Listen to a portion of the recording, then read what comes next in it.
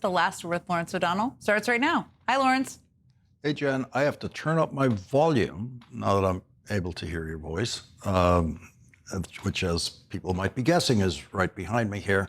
And now they know, they see the inner workings here. Yeah, well, welcome to backstage here at The Last Word, getting ready here.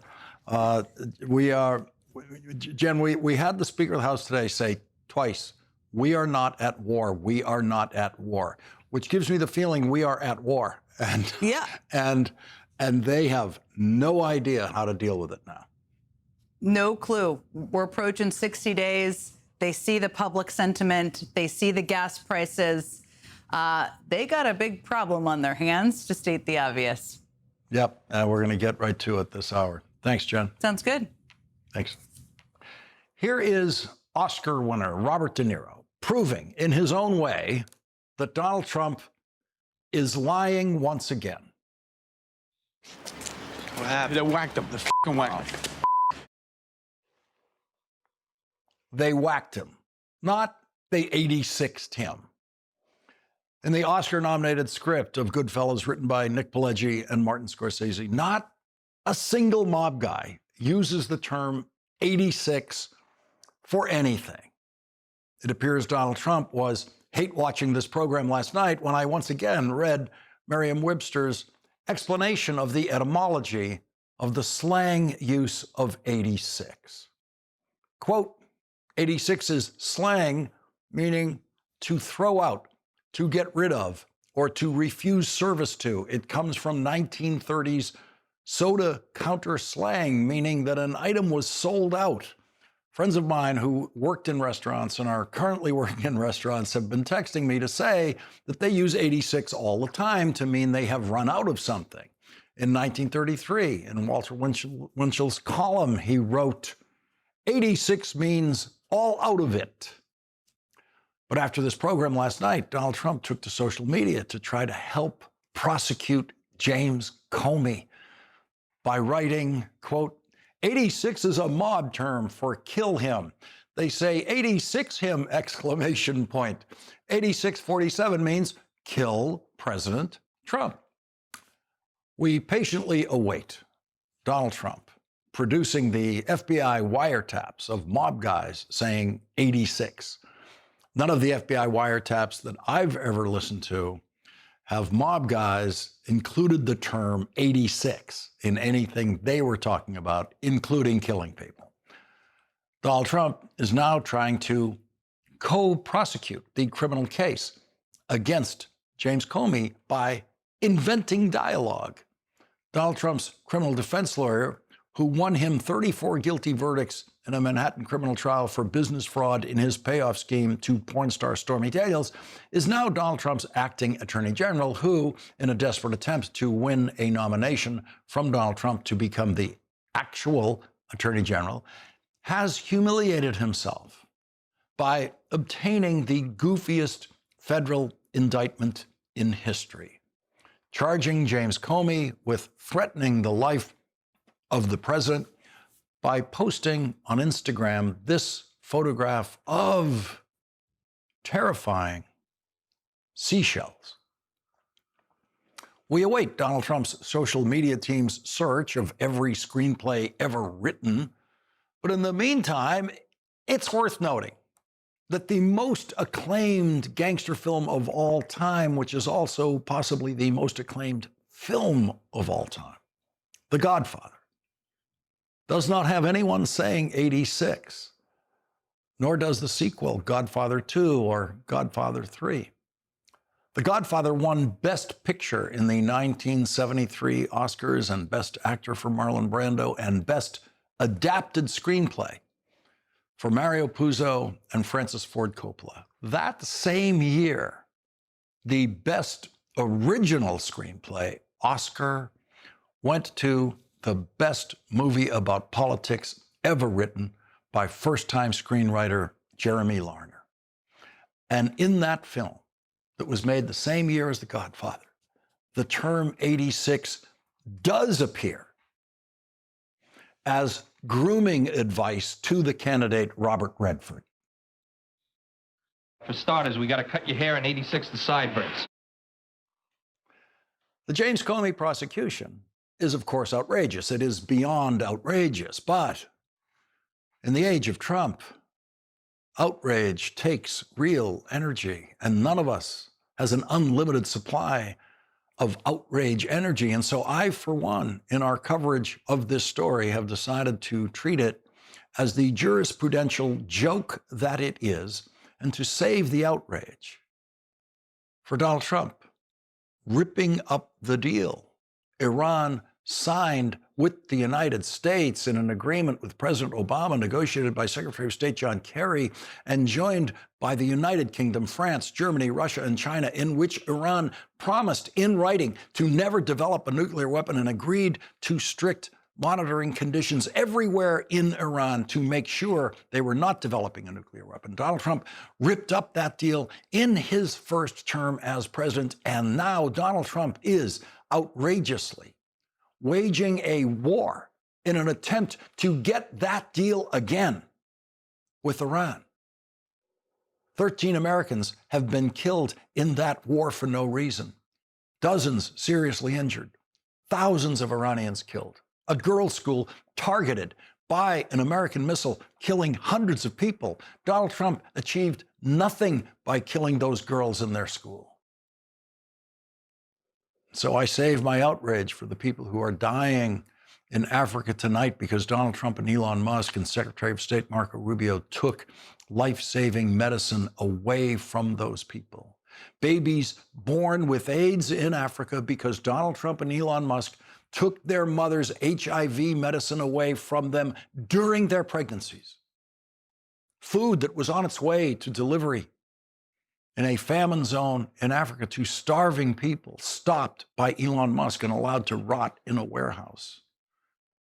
Too many people are dead tonight because of the capriciousness and vicious cruelty of Elon Musk working under Donald Trump's authority and producing what Bill Gates, whose foundation has done so much life-saving work in Africa, called, quote, the world's richest man killing the world's poorest children. That's where our outrage belongs. James Comey is going to be fine. James Comey's not in trouble. The only question is when the case will be thrown out of court. No one is better equipped to defend himself against a ridiculous Trump indictment than a former FBI director, a former federal prosecutor, James Comey, who has a team of the best possible lawyers who will crush Donald Trump's clownish acting attorney general, who was Donald Trump's criminal defense lawyer. And so, in a news environment where what was happening to James Comey was the most outrageous thing Donald Trump was doing, then outrage would, of course, be the right frame for that story. But another way to look at it now is to see just how invaluable it will be to history, to see what a gift it is to historians, including legal historians. Historians will see in the James Comey prosecution the madness of Donald Trump run wild. Historians will see that the person in charge of Donald Trump's Justice Department was willing to humiliate himself to a degree that no other person in that position has ever chosen to do. It is proof beyond a reasonable doubt that Donald Trump's acting attorney general is acting only for Donald Trump.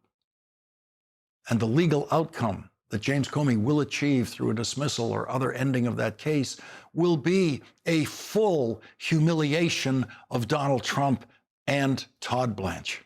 Complete and total humiliation of the both of them.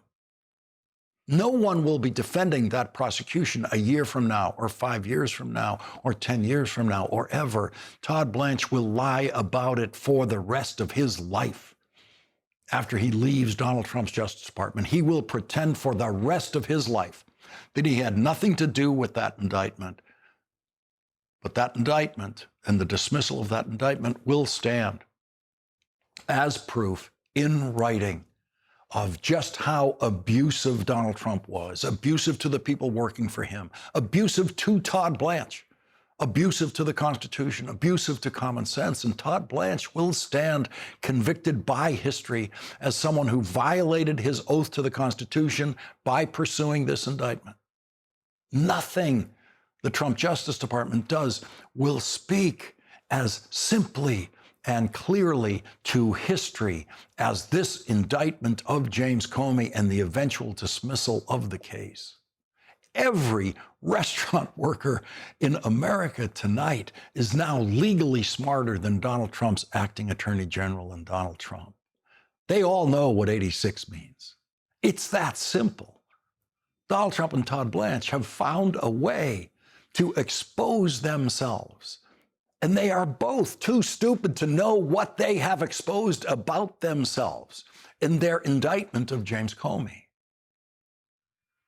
War is the ultimate test of presidential credibility.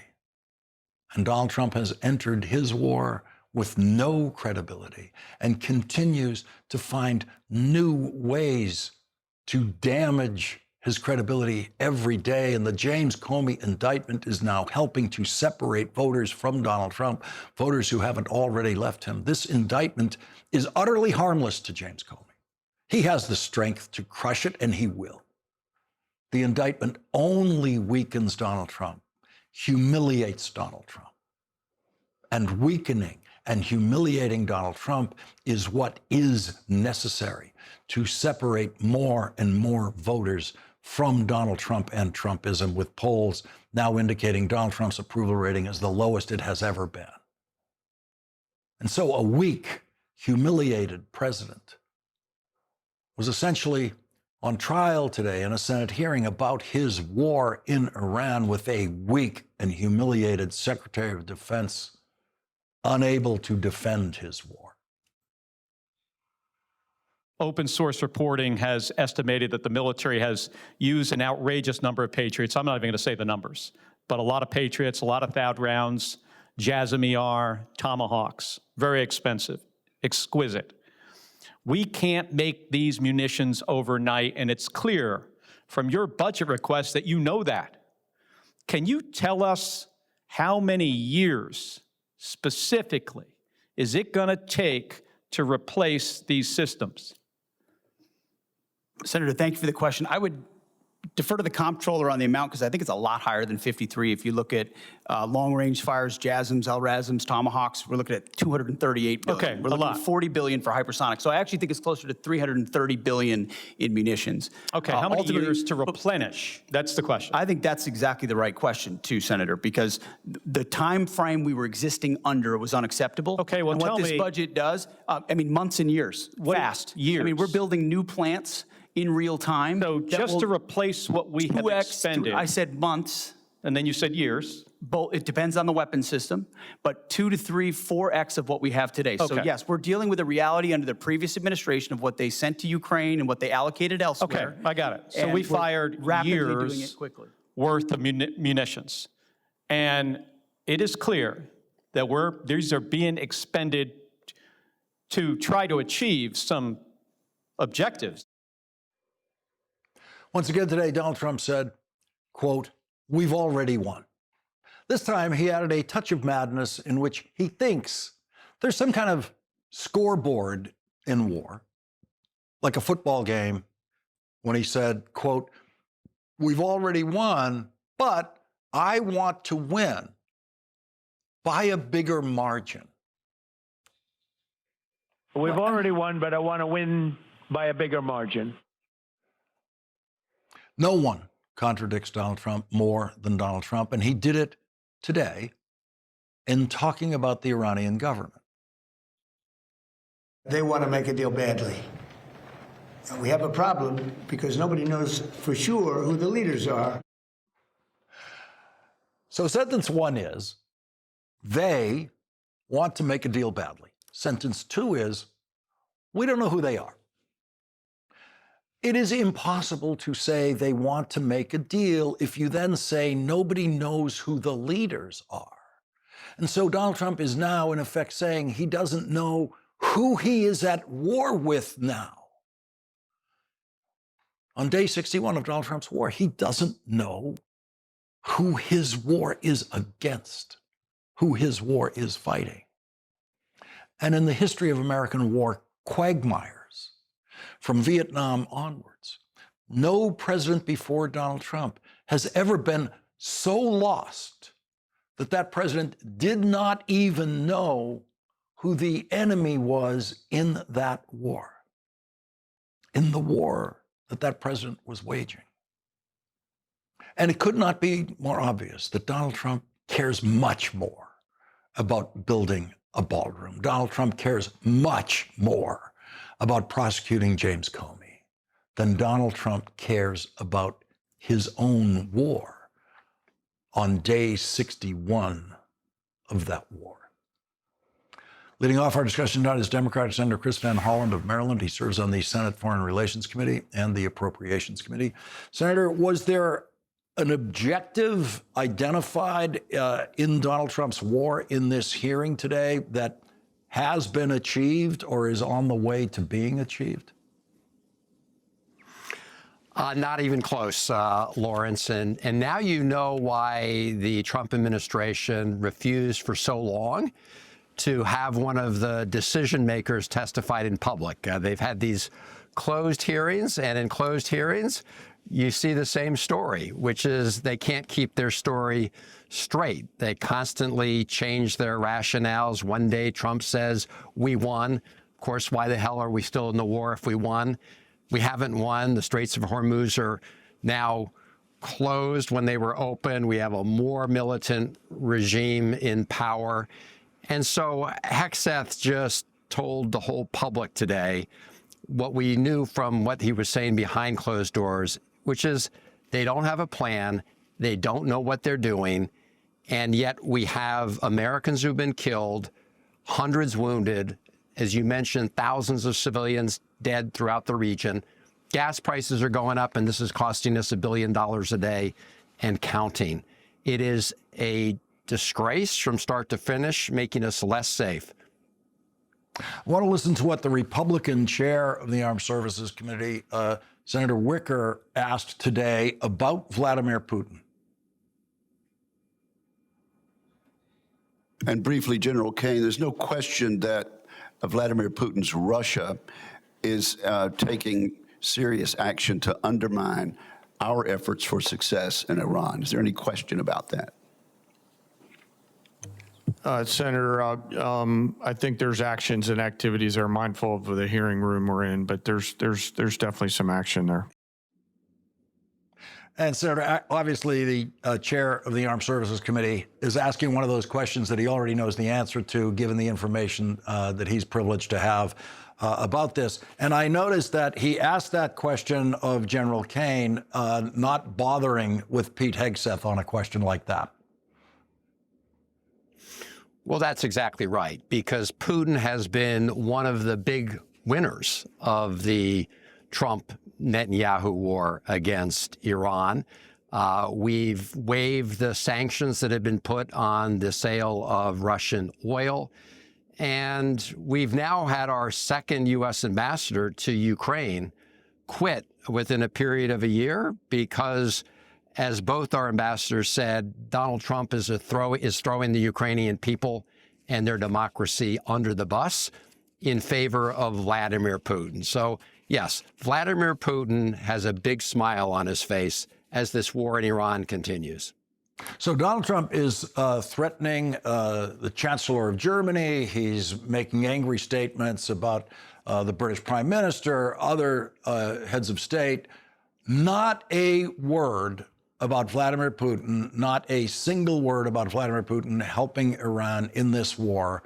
What should Donald Trump be saying about and to Vladimir Putin now?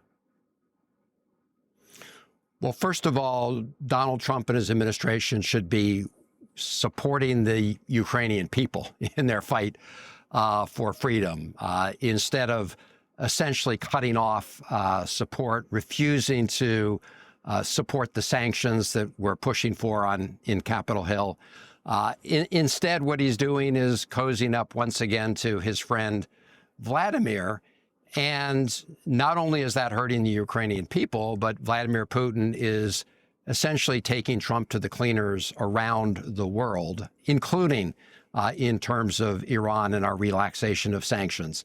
So we've got a situation where our adversaries are very happy at the moment because Donald Trump has gotten us plunged and stuck in this war in Iran, which we should end today. When you're digging a hole, stop digging.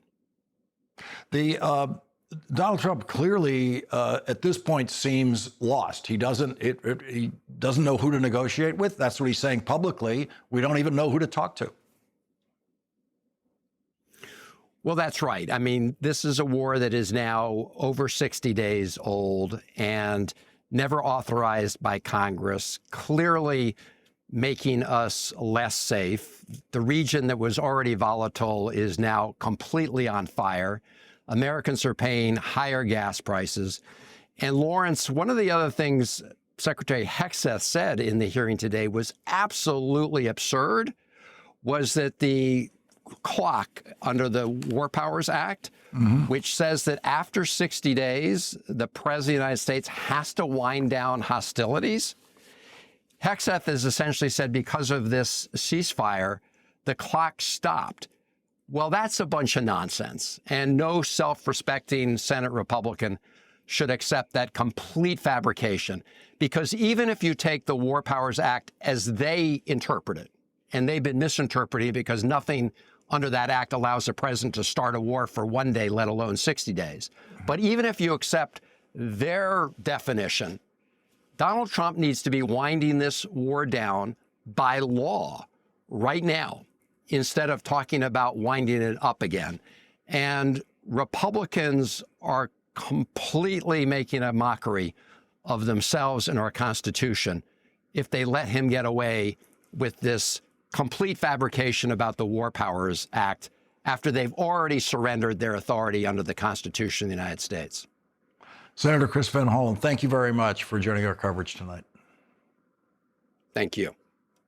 And coming up, Donald Trump's Speaker of the House, as I said today, said, "We are not at war," and he said it twice. That's how much he must believe it. Our next guest, New York Times Pulitzer Prize-winning columnist, asks, with the world's economy being held hostage in Donald Trump's war, what could possibly go wrong? That's next with Nicholas Kristof.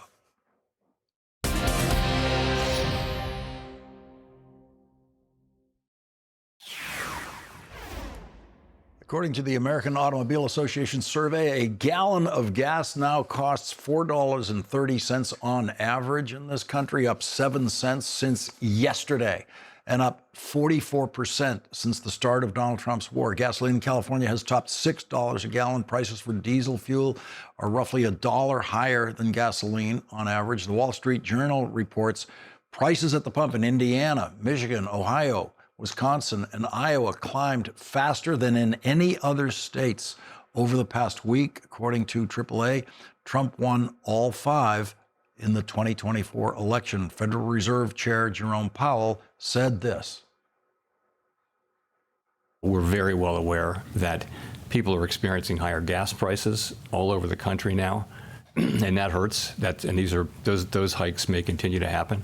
And other things are going to start to reflect airline fares I mentioned, and other products and services that are dependent upon petroleum and derivatives of petroleum. People are going to start to feel that. Polling shows Donald Trump's approval rating on the cost of living is now down to just 22%. And today, when Speaker of the House Mike Johnson was asked how long he would let Donald Trump's war go on without a vote by Congress, the Speaker of the House actually said, "We're not at war." New York Times Pulitzer Prize-winning columnist Nicholas Kristof writes, 2 months into the war, Iran and the United States each seems to feel it is in the stronger position faced with the prospect of making concessions to the other side. Each may prefer to delay or escalate. With the world economy held hostage, what could possibly go wrong? Joining us now is Nicholas Kristof, Pulitzer Prize-winning journalist and columnist for the New York Times. Nick, thank you very much for joining us tonight. So Donald Trump today is saying he doesn't know who to even talk to in Iran. And of course, he created that situation by, with what he initially billed as a great triumph by decapitating the regime. And, he's boasted of regime change. In a sense, he did get regime change. He created a harder line regime, one that is more diffuse, more IRGC. And, of course, the Iranians likewise have this sense of being overconfident, that time is on their side. And it's just so frustrating to see this. One can imagine a deal being done, Lawrence, but not with these characters. So Henry Kissinger spent the rest of his life after the Vietnam War blaming the Congress, especially Democrats in Congress, for not letting him fight the Vietnam War the way he wanted to. The lesson being, democracies don't like wars like this. Iran is not a democracy. Iran, those people are, whoever is in the leadership there is not worried about midterm elections. That's exactly right. I actually have a contact in the Iranian Foreign Ministry who periodically WhatsApps me, and I'm WhatsApping them saying, give me my Iranian visa so I can get there. And what they're pushing is that this vulnerability of the U.S. to gas prices, discontent with the war, and they are, they're smart people. They understand the vulnerability of Trump, and I think they're probably right that they can outlast Trump on this politically. Clearly, Iran is suffering. Clearly, they're hurting. But the Iranian leadership doesn't really care about hurting Iranian people. One of the things I talked about in the previous segment was the distribution of our outrage. And I could be wrong about this, but I'm choosing the Comey indictment as the place where I'm not going to put the outrage energy, because there's too many people dying in Africa tonight and who have died already because of the choices of Donald Trump, the cruelty of Donald Trump, Elon Musk.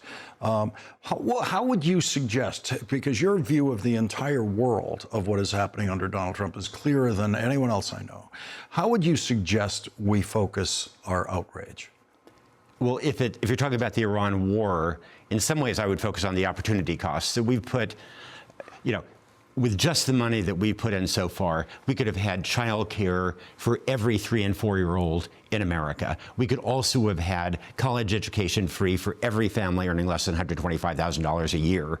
And instead, we've allocated that money and created a worse strategic position. We've badly hurt the Iranian people, who we said we were going to help. And we've created a global crisis that is going to particularly hurt people in poor countries. Higher fertilizer costs, higher transportation costs are going to mean that kids are going to starve in South Sudan, and it may well be that more kids will die in Africa of this war than will die in Iran and the Gulf. The way Donald Trump is just confusedly stepping through this war, while every day seeming to cling to other things he's more interested in, like the ballroom or the Comey prosecution, is something we've never seen. Any other president in one of these quagmire wars is deep in the quagmire every day, for better or worse. I think the problem for Trump is that at this point he realizes there is no good solution. He can escalate militarily, but he's seen that does not work. He can continue the blockade. That hasn't worked so far. He could do a deal, but any deal that he does now is going to be worse than the one he walked out of, the JCPOA. It's going to be worse than what he could have gotten in January. And so, lately, as you know, Lawrence, he's clung to this idea that Iran is about to run out of oil storage capacity. Yeah. And that's going to be the silver bullet that is going to save him. But boy, you can't find any expert outside the White House who thinks that is very likely. What is your expectation for the Iranian people trying to get through this? They have suffered tremendous, they had the Iran-Iraq war, as you know, where they suffered brutally for 8 years. And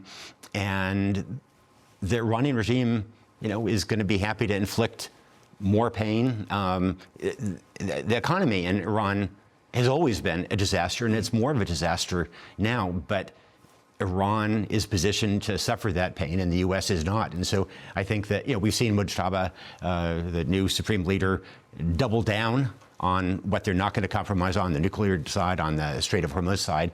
And I think that they are going to largely stick to their guns. I don't think our blockade is going to change that calculation. Nicholas Kristof, thank you very much for joining our coverage. Good to be with you. Thank you. And coming up today, the New York Times is reporting on a possible suicide note written by sex trafficker Jeffrey Epstein before he was found dead in prison. That's next with Congressman Ro Khanna.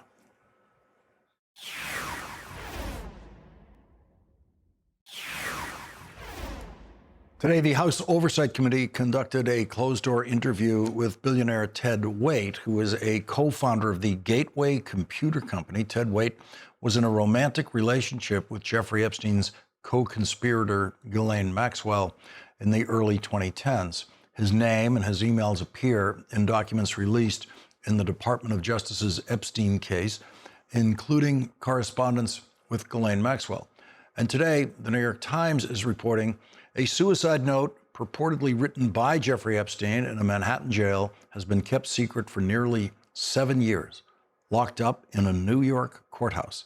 A cellmate said he discovered the note in July 2019 after Mr. Epstein was found unresponsive with a strip of cloth around his neck. Mr. Epstein survived that incident, but weeks later was found dead in the jail. On Thursday, the New York Times petitioned the judge to unseal the note, which said it was time to say goodbye. The cellmate, Nicholas Tartaglione, recalled. Joining us now is Democratic Congressman Ro Khanna of California. He's a member of the House Oversight Committee. Congressman Khanna, did you know anything about this possible suicide note before today's reporting by the New York Times? I knew that it existed because there had been a log of it in the Epstein files, but I didn't know the contents of it. And it's quite shocking that this has been sealed for 7 years, that it wasn't released under the Epstein Transparency Act. We now need to make sure that we see it because, as you know, there's so many questions about Epstein's death. So according to the Times report, it's locked up in a case file involving some kind of disagreement among the lawyers who represented that cellmate of Jeffrey Epstein's in what seems like some kind of civil dispute. It's hard to tell what that dispute is. Do you think that's going to be that will be penetrated? I do, because the law, as we drafted it, the Epstein Transparency Act, said that traditional privileges do not apply, that the public's right to know trumps all of that. And so it is a violation, in my view, that they haven't released it. Of course, they haven't released 3 million files. But I do believe now, especially when you've got the Department of Justice Inspector General and GAO looking at the compliance, that they will say that this needs to come out and go to the Oversight Committee. What can you tell us about today's interview with that former friend of Ghislaine Maxwell's? Well, I was there. Unfortunately, it wasn't very productive. The Republicans were on a fishing expedition. They were more interested in getting the Clintons than they were in actually getting the Epstein perpetrators. That's because this gentleman had gone to a wedding for Chelsea Clinton. We were interested in finding out what he knew about Maxwell's abuse and what he knew about Epstein's abuse. I didn't find him very credible when he said that he knew nothing, given that they were in a romantic relationship. So it was not very productive, but we are going to now have Bondi coming. We are going to have Lutnick coming. Those are going to be far more instructive. There's some people are making a distinction about testimony that's given under oath to the committee and then testimony where the witness is not sworn. But isn't it the case that lying to Congress is in and of itself a crime? And so the issue of whether someone's put under oath or not doesn't seem all that crucial here. You're absolutely right, Lawrence. Lying is a crime. And candidly, there have been Trump officials who've lied even when they're under oath, and there are people who tell the truth when they're not under oath. So there is an obligation to tell the truth, and you can be prosecuted if you don't. So, for example, on the Bondi testimony, is that a case where the witness will be sworn and under oath? I appreciate your details because this is exactly what we're negotiating right now. So it's likely going to be a similar format where it's not under oath, but we're pushing that it be videotaped. We're negotiating the hours. I mean, it was a huge deal just to get her back in front of the committee. But it should be a long interview. It should be under videotape. I don't think it's going to be under oath, but she still is going to be obligated to tell the truth. Congressman Ro Khanna, thank you very much for joining us tonight. Thank you, Lawrence. And coming up, Donald Trump's acting attorney general actually said that if Donald Trump doesn't make him the next Senate-confirmed attorney general, he will say, quote, "I love you, sir." But now he's hoping the indictment of James Comey will get him the big job. That's next with Congressman Jamie Raskin.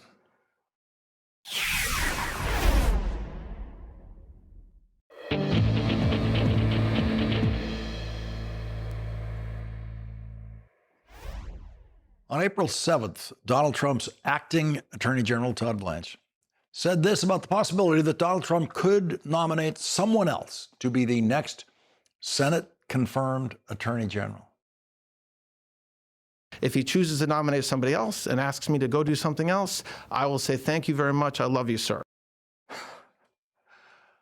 And today, MS Now's Carol Leonnig and Fallon Gallagher report the move to charge former FBI Director James Comey with threatening the president with a picture of seashells shifted into overdrive earlier this month after President Donald Trump fired Attorney General Pam Bondi and named Todd Blanche as the acting replacement, according to two people familiar with the effort. Then Attorney General Bondi had pushed her team to keep pursuing the Virginia-based charges against Comey for lying to Congress, concluding that case was significantly stronger than potential charges based in North Carolina that he threatened to kill or harm Trump. But after Bondi was out and new acting Attorney General Blanche sought to win Trump's appointment to the job permanently, the Seashells case gained new steam, the people said. Joining us now is Congressman Jamie Raskin of Maryland, the top Democrat on the House Judiciary Committee. Congressman Raskin, this attempt to indict James Comey by Bondi, now by the man who says, "I love you" publicly to Donald Trump, is something we have never seen anything like it before. And Todd Blanche doesn't seem to think that there's anything embarrassing about his total public humiliation on this.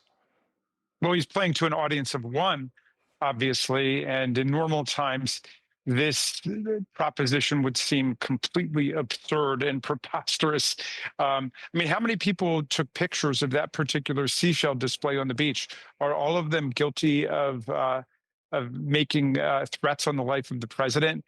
And look, under the governing legal standard, Lawrence, it's got to be shown that he had a subjective intent to basically level a death threat against the president. And then there's an objective dimension to the test, too, which is a reasonable person would interpret that as a death threat. Well, I don't think there's any proof that there's any subjective intention to create a death threat, and no reasonable person would see it that way. Because nobody saw it that way for months and months and months until, this aspiring attorney general decided to make a federal case out of it. The notion of a Senate confirmation hearing for an attorney general turning on those seashells and what they mean is something that could only be imagined in Trump world. That's right. I mean, really, what the confirmation hearing should be about is the Calais decision and the Supreme Court's complete destruction of the Voting Rights Act in the name of the 15th Amendment and the Constitution. I mean, we're living at a time that parallels exactly what happened at the end of Reconstruction, Lawrence, like in 1877, when through a combination of voter suppression, disenfranchisement, attacks on the voting rights of Black people, they were basically able to purge I think 14 African American members of the House and 2 members of the Senate. And this is exactly what they're looking to do in the South now, to demolish every majority African American district. I should say, because I did the numbers on this today, I think we have 56 members of the Congressional Black Caucus. Only 11 of them represent majority African American districts. So in most parts of the country, there are lots of African American people getting elected to Congress. But in the South, it's not like that, where white voting patterns show less than 10% of the people are voting for African American candidates. And so this is really a targeted hit by the Roberts Court on those majority African American districts in the southern states, like Florida, like Louisiana, like Arkansas, South Carolina, Georgia. Can you envision a future Supreme Court dominated by appointees by a Democratic president reversing this kind of ruling? Well, perhaps, but the damage is going to be done for a long time. And obviously, we're going to have to try to transform the way the Supreme Court has been gerrymandered itself and stacked and packed with MAGA appointees. I think what we need to do in Congress right now is to push serious legislation that would have a bipartisan appeal to say, let's set up nonpartisan redistricting panels in every state in the union with multi-member congressional districts, and then mechanisms of proportional representation like cumulative voting. It's a little complicated when you first hear about it, but it makes perfect sense. And it's what's happening around the world, because they want to go down the road of Orban. Orban was all into the gerrymandering business before he got overthrown by a landslide election. And we need a landslide election in order to show people that we do not think that gerrymandering is the way to go. I end up with a situation where you've got basically all Republican delegations from the former Confederate states, and then California, New York, Illinois, Michigan, other Democratic-controlled legislatures are going to have to respond to that by redistricting in the way the Supreme Court encourages, which is totally in the interest of a partisan shutout of the other side. And that's a very disturbing image of what politics could look like in the next decade, or even in the next 4 years, where most of the delegations in the House of Representatives are either all Republican or all Democratic, because the Supreme Court says it's perfectly fine to gerrymander for partisan purposes, although you cannot create majority African American and Hispanic districts. Congressman Jamie Raskin, you're going to have to come back on another night devoted exclusively to your vision of the way redistricting should be done in all 50 states. I really want to hear more about that. Congressman Jamie Raskin, thank you very much for joining us tonight. You bet. We'll be right back. Congressman Jamie Raskin gets tonight's last word.